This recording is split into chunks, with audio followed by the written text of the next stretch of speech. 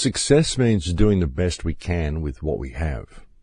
Success is the doing, not the getting. In the trying, not the triumph. Success is a personal standard, reaching for the highest that is in us, becoming all that we can be. And this week's opening quote comes from Zig Ziglar. Welcome to Surviving the Matrix, ladies and gentlemen. My name is Maxwell Igan. It's a pleasure to be with you once again, and I'll be your host for the next hour. Truly, one of the most extraordinary situations we see in the modern world has to be the outlawing and criminalization of cannabis. And it's an interesting tale how cannabis came to be demonized and made an illegal substance.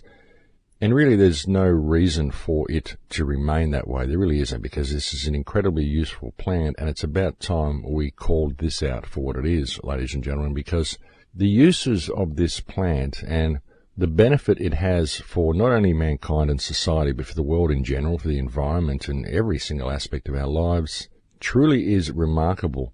And the fact that there are so many uses for this plant, and the fact that it has affected the human condition in such a negative way since it became demonized and made illegal, would indicate that the outlawing of this plant is in fact one of the most terrible crimes that has ever been committed against the human race.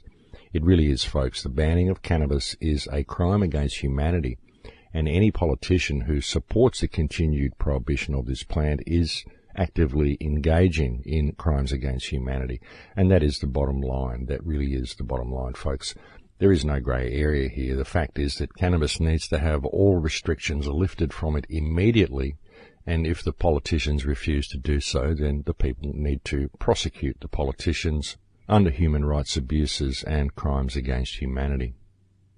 I want to discuss a few of the uses of this plant today and how it actually became illegal. Probably not for the entire show, but I certainly want to touch on it here at the beginning of the broadcast, because I think it is an interesting story when one does realize the myriad of uses that this plant actually has, and the story of it being made illegal is quite an interesting one in itself. So I would like to spend a little bit of time on that at the start of the show here. And bear in mind, folks, that this plant is made illegal under drug laws, and yet this plant has been responsible for exactly 0 deaths in its entire history of recorded use, which dates back at least 5,000 to 10,000 years. And to say this plant is healing is really a massive understatement, folks. I've healed all sorts of things with this plant. I've personally treated people with various cancers and seen them all come through with flying colours. I've treated myself for skin cancer, and I've seen it completely healed with one treatment of cannabis oil. I've treated lymphoma and Lyme's disease and autism with amazing results. I've seen Lyme's disease and lymphoma completely cured, and I've seen amazing improvements in autistic children from giving them cannabis oil.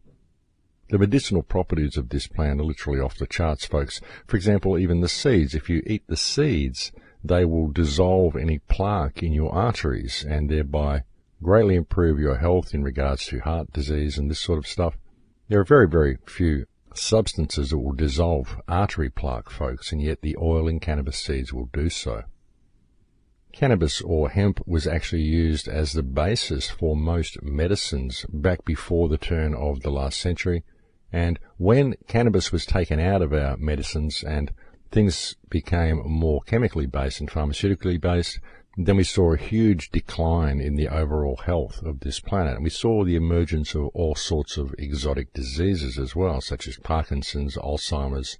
All sorts of things began to appear that never existed when cannabis was used as the basis for all medicines. And bear in mind also, ladies and gentlemen, that we in fact have an endocannabinoid system in our body. Every organ in our body has receptors that are made to receive cannabinoids into our system. Notably, we do not have a receptor system for any other type of plant in our body. We don't have an endocarotene system in our body. We don't have an endolettuce system or a tomato system or potatoes or any fruit or anything like that. But we do have an endo system in our body which is designed specifically to accept cannabinoids. And this would indicate that we have had a very, very long symbiotic relationship with this plant and that it is in fact our companion plant. And that's something that people seriously need to think about, folks, the fact that you have an endocannabinoid system in your body. And you need to ask yourself why on earth such a system would be there if you were not supposed to be using this plant.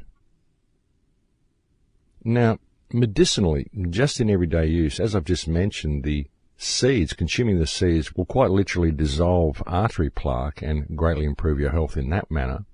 Also, just eaten in salads, the seeds and the leaves will do wonders just to maintain your balance of health.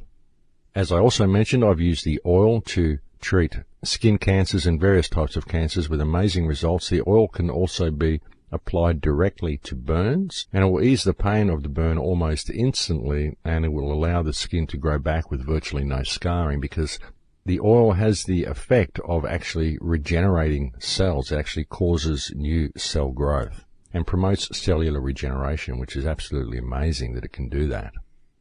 And that is the high THC content cannabis oil I'm talking about there, folks. I'm not talking about the type of hemp oil you can go and buy from the health food store.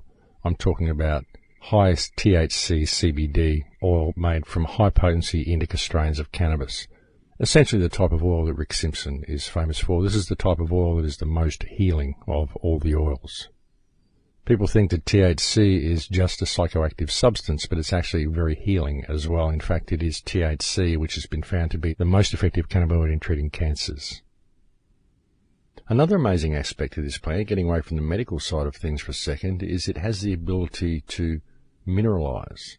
And what I mean by mineralize is that there are certain parts of the plant which have the ability to petrify. And what happens, folks, is you get the substance out of the center of the stalk of the plant, which is called the hurd. It's a powdery white substance that's found in the center of the stem. And you mix this with lime and then mix it with water. And in so doing, the lime and the hurd bond together and they quite literally petrify, and the plant matter becomes a mineral because it becomes like stone. And it forms a substance which is twice as strong as concrete and 6 times lighter than concrete. And you'll actually find remnants of this substance in parts of ancient Cairo where they used to build buildings out of this. So that's another amazing part about it, folks. It actually has the ability to petrify with the simple addition of lime and water and form a much more environmentally friendly and much more usable form of concrete, and much superior form of concrete to anything we are using today. And of course, folks, this can all be obtained from an annual crop that grows in 3 months and does so with no chemicals and actually improves the soil that it grows in. So we could say goodbye to all of those quarries that are digging for concrete and gravel and all the stuff that we use in building when we could just use lime and hemp hurd, and find that we have far superior buildings than the ones we are currently constructing.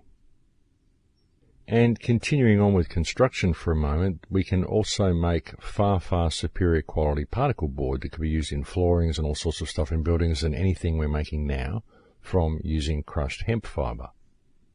We could also make superior quality plastics by using the cellulose found within the hemp plant as well.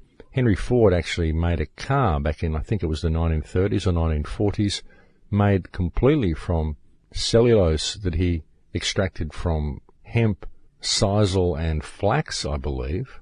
Though I may be wrong with the last one, it may have been wheat. And he built a car out of this cellulose so you couldn't put a dent in with a 9-pound sledgehammer. So here we have concrete, particle board and plastics simply from this plant straight up. Not to mention superior quality paper that will outlast any other paper. Most paper money was actually made from hemp because it was the only sort of fiber that was robust enough to withstand constant handling that money gets. And when you consider we are pulping endless amounts of old-growth forests to make newspaper every day, which we usually burn at the end of the week, it makes perfect sense to be, rather than using trees that take hundreds of years to grow, to actually be getting this material from a 3-month annual crop which itself produces a far superior quality fibre, we also find that we can make far superior quality clothing. We can make quite soft materials which are far more long-wearing than the toughest denim. So we could say goodbye to these pollutive industries such as the cotton industry, which takes a massive amount of chemicals to grow cotton. We could say goodbye to the logging of old-growth forests. We could say goodbye to using petrochemicals to create plastics. We could say goodbye to mining for concrete and mining for gravel to use in building. We could say goodbye to chopping down forests to use in building as well. So you see, by simply decriminalising hemp and opening it up for use, we could effectively remove the world of some of the most pollutive industries that we are now suffering to rampage across this earth. Some of these industries are destroying our environment to a massive degree, and we could replace them all with an annual crop that grows in 3 months, gives you everything you need for all of these industries, and grows without chemicals and actually improves the soil that it grows in. So someone please explain to me why we are not doing this. Oh, that's right, it's because they don't want people smoking pot. Well, that's the excuse that they give anyway, but people getting stoned from smoking marijuana is simply the smokescreen to cover up the myriad of uses that this plant has. Because unfortunately some of these industries that I've just mentioned, which are indeed some of the most pollutive industries on the planet, happen to also be some of the most profitable. And it's extremely important for people to understand that. It really is, that there is absolutely no medical reason for cannabis to be outlawed. In fact, in all studies done, it is shown to have absolutely no detrimental effects on anybody in any manner whatsoever. They even did studies to see whether it would cause long-term effects in regard to study or mental function or anything like that, and they found that it made absolutely no difference at all. As far as health tests, well, there was one series of tests that they did on rodents, and they found that rodents who were given high THC strains of cannabis lived longer and had fewer cancers. In fact, the government conducted 10 tests on cannabis to study its detrimental effects, and every one of the tests proved their claim to be wrong. There were 10 tests they really wished they'd never run. There was one test where they were seeing whether it affected mortality. They found that it didn't have any effect on mortality at all. In other words, nobody can die from this, and it doesn't reduce your lifespan either. They did tests to see whether heavy smoking during youth would cause adverse effects later in life, and they found that it didn't. There's also the claim that cannabis is a gateway drug to other drugs, and they found this to be also mistaken. In fact, most cannabis users don't ever want to use other drugs. They simply stay smoking cannabis for most of their lives. There's also the fact that prohibition of cannabis does not work. All it does is drive the price up and thereby provide income for crime gangs to buy weapons and deal other drugs or whatever it is they want to do. They did a great many studies and found that it did have incredible effects in dealing with cancer, but of course they didn't tell anyone. And they also found that it had numerous other medical benefits, but of course, again, they did not tell anyone. And as I said, folks, because cannabis has been responsible for exactly 0 deaths in its entire history of recorded use, and I said 5,000 or 10,000 years, but it is actually, from memory, I think about 12,000 years, and there's actually a rope that was found, which is reported to be 26,000 years old, which was made from hemp as well. So in all of this time, there has never been anyone suffer any detrimental effects from using this plant, and the benefits that this plant holds for mankind are absolutely astronomical. So there should be no doubt in anybody's mind that getting high from this plant is simply the smokescreen that is used to vilify it in the eyes of the public, because were this plant decriminalized, it would put many of the most pollutive and most profitable industries out of business straight away. And of course, there's not a lot of money that goes into the pockets of the politicians if that happens, is there? Of course, the other problem is, again, that people use the plant to get high, and when people get high, they tend to view the world a little differently. In days long past, where smoking of cannabis was first popularized, which was India, it was said to bring moments of great spiritual enlightenment. What we hear from our governments is that people who smoke cannabis end up becoming maladjusted to society, and that is the problem they have with it. And really what happens, folks, is that when people smoke cannabis, they actually wake up to reality and they look around them and they go, oh my God, what am I swimming in? And they simply don't want to participate in this sham anymore. And that, of course, is a huge problem for the government. It's a huge problem for the economic slavery system that our government is running. And I would suggest that what happens when people smoke cannabis, folks, is that they snap out of their trance and they become sane. And that is why they become maladjusted to this society. But as once said by Judy Krishnamurti, it is no measure of health to be well adjusted to a profoundly sick society. People smoke cannabis and they wake up and see that's what we're living in, and this becomes very detrimental for the powers that believe they be. And that, I believe, is another reason why the plant was vilified and outlawed so profoundly. But it is a very interesting story how the plant became outlawed. It was actually back in 1937 when they first began passing legislation dealing with this plant. And the crusade for the prohibition of cannabis was led by a man named Harry Anslinger.